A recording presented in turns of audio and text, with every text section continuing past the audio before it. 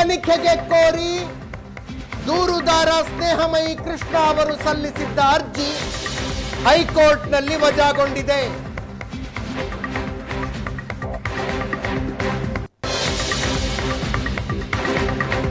ಈ ಪ್ರಕರಣದಲ್ಲಿ ರಾಜ್ಯಪಾಲರು ತನಿಖೆಗೆ ಅನುಮತಿ ಕೊಟ್ಟ ನಂತರ ಸಿದ್ದರಾಮಯ್ಯನವರಿಗೆ ಸಿಕ್ಕ ಅತಿ ದೊಡ್ಡ ಗೆಲುವಿದು.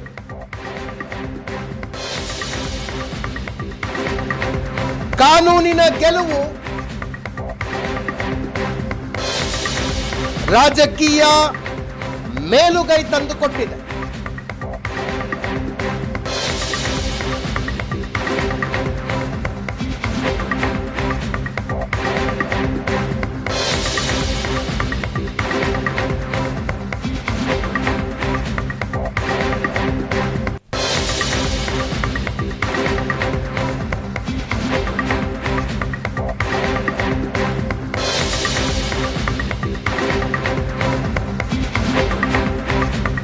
ಅಕಸ್ಮಾತ್ ಸಿಬಿಐ ತನಿಖೆ ಆಗಲಿ ಅಂತ ಏನಾದ್ರೂ ಹೈಕೋರ್ಟ್ ಹೇಳಿದ್ರೆ ಮುಖ್ಯಮಂತ್ರಿಗಳಿಗೆ ತಕ್ಷಣ ಬಂಧನ ಭೀತಿ ಆರಂಭಗೊಳ್ತಾ ಇತ್ತು.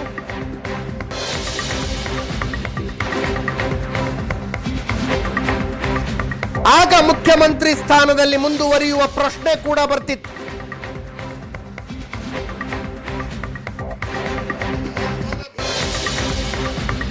ಅವೆಲ್ಲದರಿಂದ ರಿಲೀಫ್ ಕೊಟ್ಟಿದೆ ಹೈಕೋರ್ಟಿನ ಇವತ್ತಿನ ಆದೇಶ.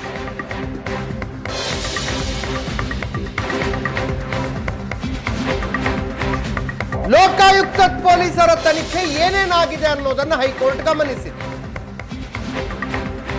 ಅದು ಸರಿಯಾಗಿಲ್ಲ ಅಂತ ಹೇಳೋದಕ್ಕೆ ಕಾರಣಗಳಿಲ್ಲ ಅಂತ ಜಸ್ಟಿಸ್ ನಾಗಪ್ರಸನ್ನರ ಕಮೆಂಟ್. ತೀರ್ಪಿನ ಪ್ರತಿ ಬರಬೇಕಿದೆ.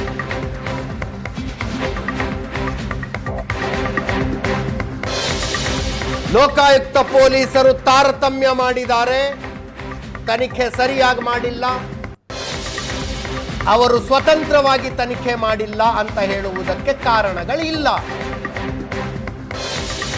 ಅನ್ನುವ ಮಾತನ್ನ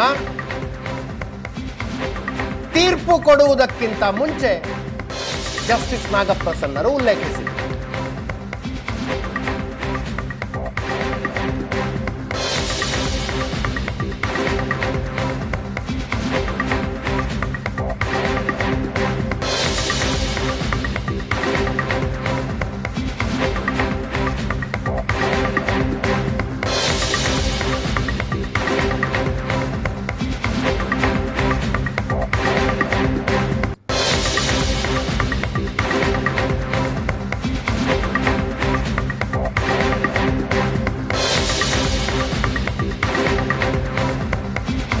ಹಂಗಂತ ಲೋಕಾಯುಕ್ತ ಪೊಲೀಸರ ತನಿಖೆ ನಿಂತು ಬಿಡುತ್ತೆ ಅಂತಿಲ್ಲ. ಈಗ ಜನಪ್ರತಿನಿಧಿಗಳ ವಿಶೇಷ ನ್ಯಾಯಾಲಯಕ್ಕೆ ಲೋಕಾಯುಕ್ತ ಪೊಲೀಸರು ಅಂತಿಮ ವರದಿಯನ್ನು ಸಲ್ಲಿಸುತ್ತಾರೆ.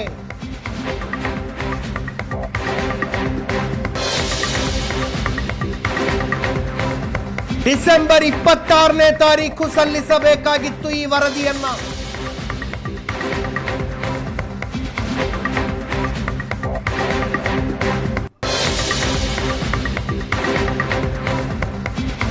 ತನಿಖೆಗೆ ರಾಜ್ಯಪಾಲರು ಕೊಟ್ಟ ಅನುಮತಿಯನ್ನ ಪ್ರಶ್ನಿಸಿಕೊಂಡು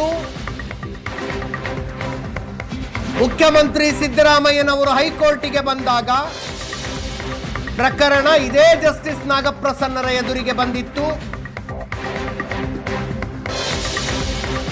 ಇದರಲ್ಲಿ ಖಂಡಿತವಾಗಿಯೂ ತನಿಖೆಯಾಗಬೇಕು ಅನ್ನುವ ತೀರ್ಪನ್ನ ಜಸ್ಟಿಸ್ ನಾಗಪ್ರಸನ್ನ ಅವರು ಕೊಟ್ಟಿದ್ರು.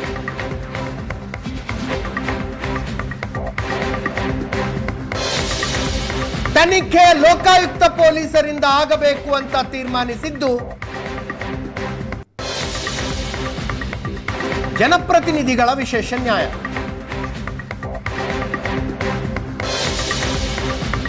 ನ್ಯಾಯಾಧೀಶರಾದ ಸಂತೋಷ್ ಗಜಾನನ್ ಭಟ್ ಅವರು ಮೈಸೂರಿನ ಲೋಕಾಯುಕ್ತ ಪೊಲೀಸರಿಗೆ ಪ್ರಕರಣದ ತನಿಖೆ ಮಾಡಿ 3 ತಿಂಗಳಲ್ಲಿ ವರದಿ ಕೊಡಬೇಕು ಅಂತ ಹೇಳಿದ್ರು. ವರದಿ ಡಿಸೆಂಬರ್ 26ನೇ ತಾರೀಕು ಜನಪ್ರತಿನಿಧಿಗಳ ವಿಶೇಷ ನ್ಯಾಯಾಲಯಕ್ಕೆ ಸಲ್ಲಿಕೆಯಾಗಬೇಕಾಗಿತ್ತು. ಆದ್ರೆ ಯಾವಾಗ ಸ್ನೇಹಮಯಿ ಕೃಷ್ಣ ಅವರು ಸಿಬಿಐ ತನಿಖೆಯಾಗಬೇಕು ಅಂತ ಹೈಕೋರ್ಟಿಗೆ ಬಂದ್ರು, ಜಸ್ಟಿಸ್ ನಾಗಪ್ರಸನ್ನ ಅವರು ಈ ಅರ್ಜಿ ಇತ್ಯರ್ಥ ಆಗೋ ತನಕ ಅಂತಿಮ ವರದಿಯನ್ನ ಜನಪ್ರತಿನಿಧಿಗಳ ವಿಶೇಷ ನ್ಯಾಯಾಲಯಕ್ಕೆ ಲೋಕಾಯುಕ್ತ ಪೊಲೀಸರ ಸಲ್ಲಿಸುವುದು ಬೇಡ ಅಂತ ಹೇಳಿದ್ರು.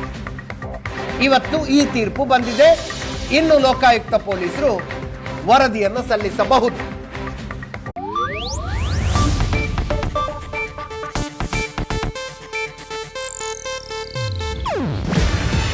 ಇದು ಏಷ್ಯಾನೆಟ್ ನ್ಯೂಸ್ ನೆಟ್ವರ್ಕ್ ಪ್ರಸ್ತುತಿ. ನೀವು ನೋಡ್ತಿದ್ದೀರಾ ಏಷ್ಯಾನೆಟ್ ಸುವರ್ಣ ನ್ಯೂಸ್.